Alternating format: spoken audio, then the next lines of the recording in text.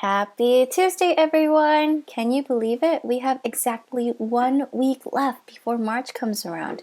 How are you establishing your self-care routine?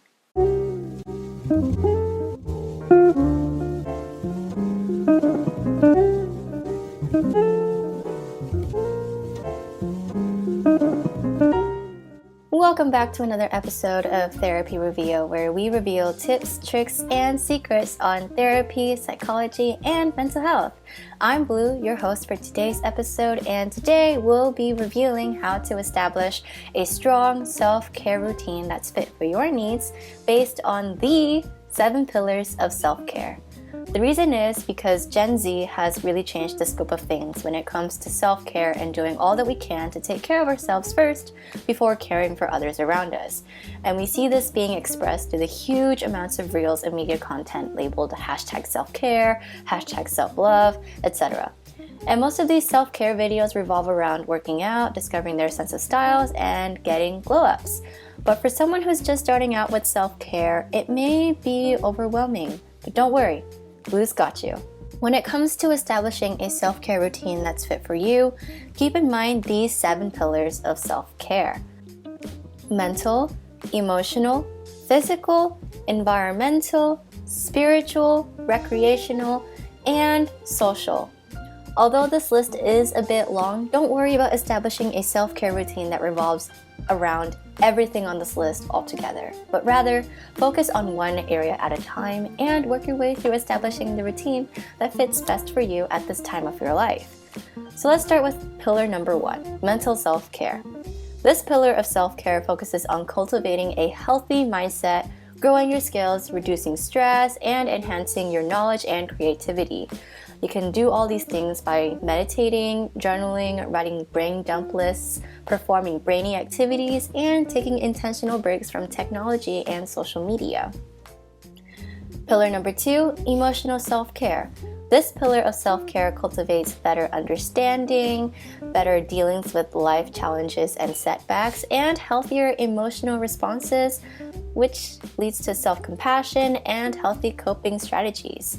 You can do this by watching a deep or inspirational movie, listening to your favorite songs, writing down positive affirmations, asking for help when you need it, and setting healthy boundaries to protect your time and energy. Pillar number 3, physical self-care. This pillar of self-care cultivates better energy levels and a boosted self-esteem through good exercise, nutrition, hygiene, and proper sleep. You can do this by regularly eating 3 times a day, drinking plenty of water every day, taking your vitamins regularly, and getting 7 to 8 hours of sleep each night. Trust me on the last part. Even if you believe yourself to be a night owl, we're not biologically designed to sleep only 3 to 4 hours a day.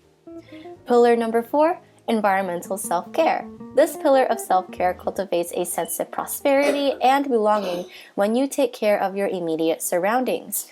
You can do this by organizing and decluttering your workspace, exploring somewhere new with walks, and appealing to your 5 senses with Bath & Body Works or good-smelling tea. Pillar number 5, spiritual self-care. This pillar of self-care cultivates a greater sense of life purpose, belonging, and groundedness. You can do this by spending time in nature, identifying your personal values, making a meaningful, positive impact within your community, and connecting with your higher power. Pillar number 6, recreational self-care. This pillar of self-care cultivates better care for your inner child and allows you to take breaks from the life of to-do lists and just have fun. You can do this by taking time for your hobbies and creative activities, going on little adventures with yourself or with others, taking the time doing absolutely nothing and enjoying it, playing board games or video games, and switching up your daily routine. Pillar number 7, social self-care. This last pillar of self-care cultivates healthier relationships with the people that you care about within your life.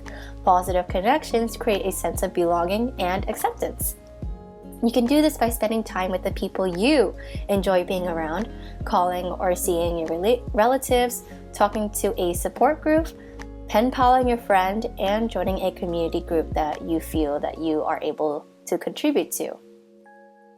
So, now that you've learned a bit about the 7 pillars of self-care, ask yourself this: what pillar do you need to focus on the most? And then work your way from there and establish a self-care routine that works for you. Well, that concludes today's episode, and I hope you learned a thing or two about these 7 pillars of self-care. Feel free to comment down below your experience with self-care and share this post with your loved ones. I'll see you all next Tuesday on @MFPI for All.